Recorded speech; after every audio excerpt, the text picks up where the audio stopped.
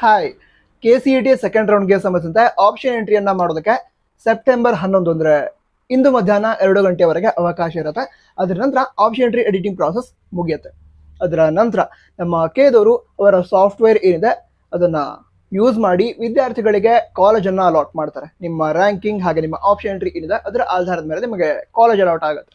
ಸರಿನಾ? ಅಂದರೆ second round result ಬರುತ್ತೆ.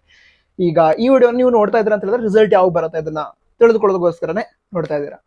ಈಗ ಎಕ್ಸಾಕ್ಟ್ ಡೇಟನ್ನು ಅನೌನ್ಸ್ ಮಾಡಿಲ್ಲ, ಬಟ್ ಅದರ ನಮ್ಮ ಕೇದವರ ಪ್ರಾಸೆಸ್ ಏನಿದೆ, ನಂತರ ಅವರು ಎಷ್ಟು ಟೈಮನ್ನು ತೆಗೆದುಕೊಳ್ತಾರೆ ಅದನ್ನು ಅನಲೈಸ್ ಮಾಡಿ ಹೇಳೋದಾದ್ರೆ, ಈಗ ಸೆಪ್ಟೆಂಬರ್ 11ಕ್ಕೆ ಈ ಆಪ್ಷನ್ ಎಂಟ್ರಿ ಎಡಿಟಿಂಗ್ ಮುಗಿದಿದೆ. ಸೊ ಅವರು ಒಂದು ದಿನ ತೆಗೆದುಕೊಳ್ಬಹುದು. ಅದರ ನಂತರ ರಿಸಲ್ಟ್ ಅನೌನ್ಸ್ ಆಗಬಹುದು. ಅಂದರೆ ಸೆಪ್ಟೆಂಬರ್ 13 ಅಥವಾ 14ನೇ ತಾರೀಕಿಗೆ KCET ಸೆಕೆಂಡ್ ರೌಂಡ್ ಏನಿದೆ ಅದರ ರಿಸಲ್ಟ್ ಅನೌನ್ಸ್ ಮಾಡ್ಬೋದು ನಮ್ಮ ಕೇದವರು. ಅದಂತರ ಈಗ ಇಂಜಿನಿಯರಿಂಗ್ ಕಾಲೇಜಸ್ ಏನಿದೆ ಅದನ್ನು ಸೆಪ್ಟೆಂಬರ್ 17ರಿಂದ ಸ್ಟಾರ್ಟ್ ಮಾಡಲಾಗುತ್ತೆ ಅಂತ ಹೇಳಿದರೆ, ಅಂದರೆ ಕಾಲೇಜ್ ಸ್ಟಾರ್ಟ್ ಆಗುತ್ತೆ, ಕ್ಲಾಸಸ್ ಸ್ಟಾರ್ಟ್ ಆಗಲ್ಲ. ಕ್ಲಾಸ್ ಸ್ಟಾರ್ಟ್ ಆಗೋದಕ್ಕೆ ಸ್ವಲ್ಪ ಟೈಮ್ ತೆಗೆದುಕೊಳ್ಳುತ್ತೆ. ಸರಿನಾ? ಸೊ ನೀವೀಗ ಸೆಕೆಂಡ್ ರೌಂಡಲ್ಲಿ ಪಾರ್ಟಿಸಿಪೇಟ್ ಮಾಡಿದ್ರೂ ಕೂಡ ಮುಂದೆ ಕ್ಲಾಸನ್ನು ಅಟೆಂಡ್ ಆಗೋದಕ್ಕೆ ಏನು ಪ್ರಾಬ್ಲಮ್ ಆಗಲ್ಲ.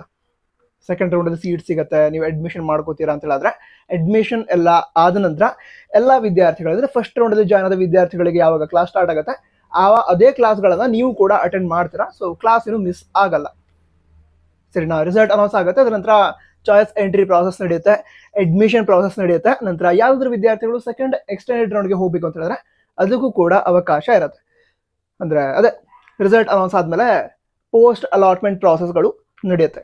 ನಂತರ ಎಂಜಿನಿಯರಿಂಗ್ ಈ ವರ್ಷದ ಅಕಾಡೆಮಿಕ್ ಇಯರ್ ಏನಿದೆ ಅದಕ್ಕೆ ಸಂಬಂಧಿಸಿದಂತೆ ನಮ್ಮ VTUದವರು ನೋಟಿಫಿಕೇಶನ್ ರಿಲೀಸ್ ಮಾಡಿದ್ರು. ಅದನ್ನು ಎಕ್ಸ್ಪ್ಲೈನ್ ಮಾಡಿ ವಿಡಿಯೋನ ಮಾಡಿದ್ದೀನಿ, ಚೆಕ್ ಮಾಡ್ಬೋದು. ವಿಡಿಯೋದ ಲಿಂಕ್ ಡಿಸ್ಕ್ರಿಪ್ಷನ್ ಅದೇ ರೀತಿ ಟಾಪ್ ಬಾಕ್ಸಲ್ಲಿ ಇರುತ್ತೆ. ಅದೇ ರೀತಿ ಬೇರೆ ಡೌಟ್ಸ್ ಇದ್ದರೆ ಅದನ್ನು ಕೂಡ ಮಾಡಿ ಹೋಗಿ ತಿಳಿಸಿ. All the best. ಜೈ ಹಿಂದ್, ವಂದೇ ಮಾತರಂ.